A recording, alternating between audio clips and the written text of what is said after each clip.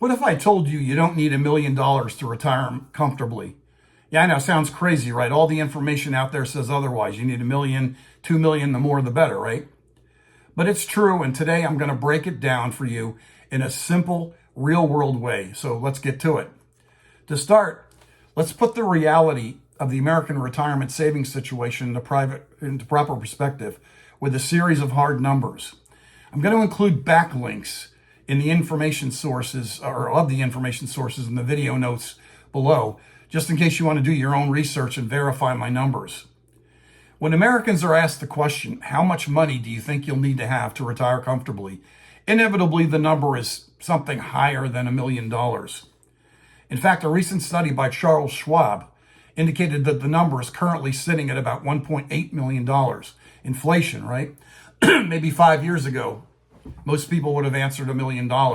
Today, that number is getting higher and higher. That's the expectation, but let's look at the reality. According to the Federal Reserve's survey of consumer finances, which covers consumer finances through 2022, only 3.2% of retired households will have $1 million or more in retirement savings by the time they retire. In fact, according to the same source, the median retirement account balance for all households is just $87,000. So there's a huge gap there between reality and what people expect. But let's drill down a little deeper. Only about 9% of American households have managed to save at least $500,000 for retirement. That means 91% of American retirees don't even have $500,000 saved for retirement. And nearly 97% have less than $1 million saved. So if you have at least $500,000, you're actually in the elite. That means you're within the top 10% of all retirees. Congratulations. That's the reality, folks, no matter how much you hear that you'll need $1 million to retire. The reality is very few people are going to reach that threshold. And yet about 60 million Americans are retired, most of them comfortably. How can that be when the vast majority of people have so little saved for retirement? We have to conclude that the majority of Americans are finding ways to retire with something less than millionaire status. So where does the idea come from that you even need over $1 million saved to retire comfortably? So many of these misconceptions come from the financial media, but more specifically from financial advisors and FIRE advocates on the web. I'm saying FIRE in capital letters because it's a moniker for Financial Independence Retire Early. It's an entire movement on the web that developed after the last recession in 2008, where a lot of people were calculating how they were going to crash out of the employment world, which suddenly seemed very unstable. It's well-founded. It's definitely worth pursuing. But for most people, unless you're high income, it's not going to work. I'm going to cover the reasons why in the next video. 7 reasons why mainstream retirement advice doesn't apply to you. But for now, the takeaway is that for most people, there's no need and no capability to accumulate $1.8 million, $1 million, or even necessarily $500,000. I don't want to say you can retire with nothing because obviously the more you have, the better. But you don't need a specific target that's beyond your range, and you're not doomed because you don't hit it.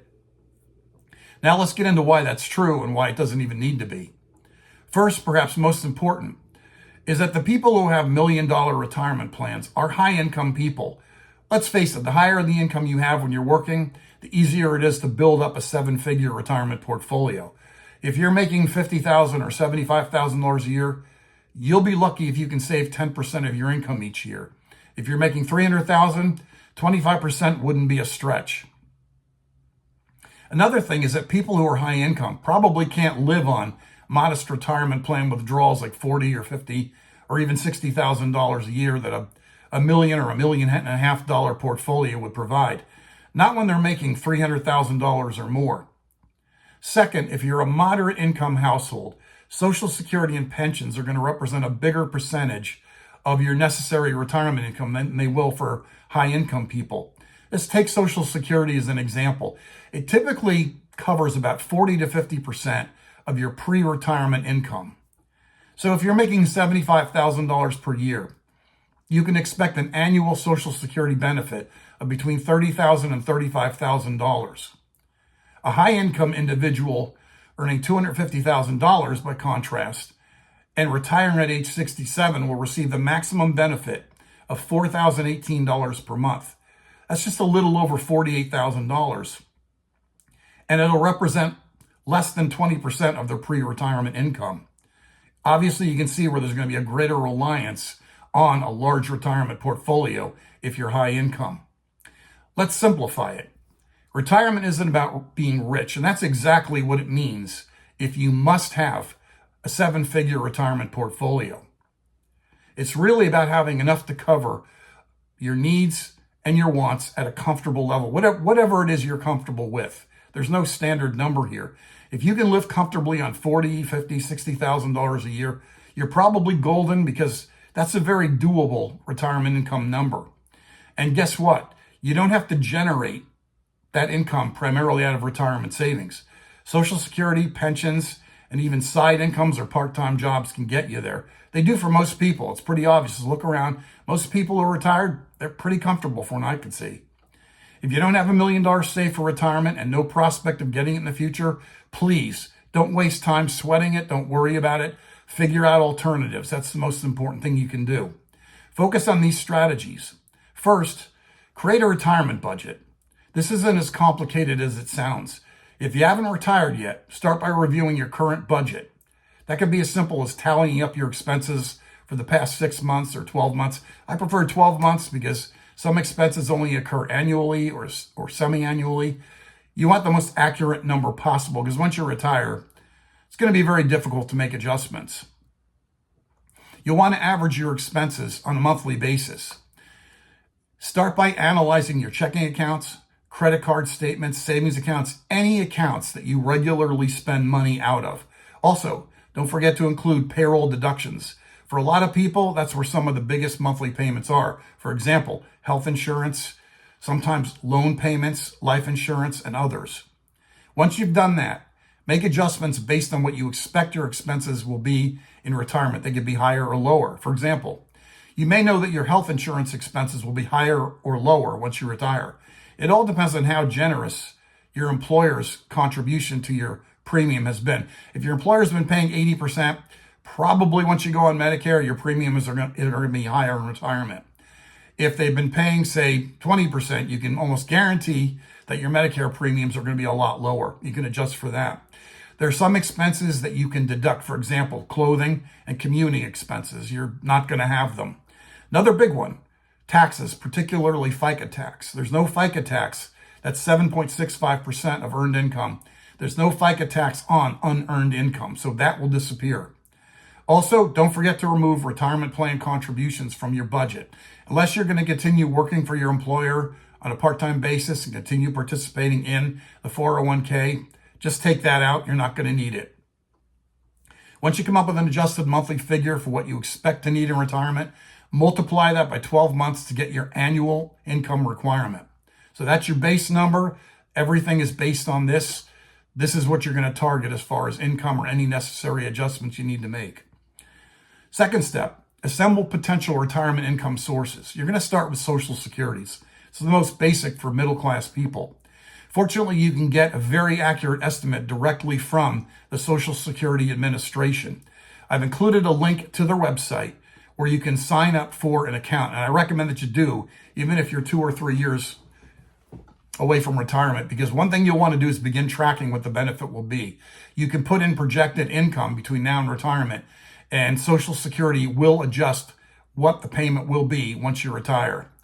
I started tracking about 2 or 3 years before I took benefits, and by the time I retired, I knew exactly what I was going to get. A lot of people are disappointed by what they get in Social Security, but they wait till they retire to find out. By then, it's too late.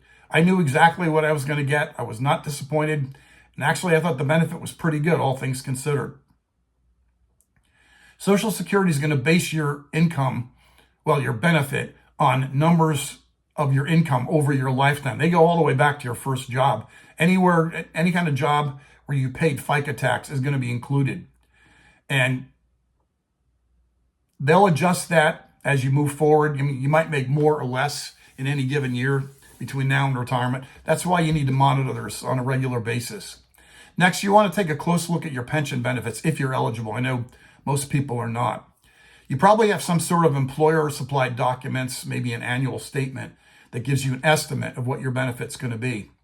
But as you get closer to retirement and you know when you want to retire, contact your human resources department, maybe the pension benefit administrator. Find out what the more specific numbers are. The more accurate you can be on your income sources, the better you're going to be. Take a look at your retirement savings plan. Now, I'm saying that you don't need $1 million or even $500,000. And for most people, that's going to be true. But you should have something saved for retirement.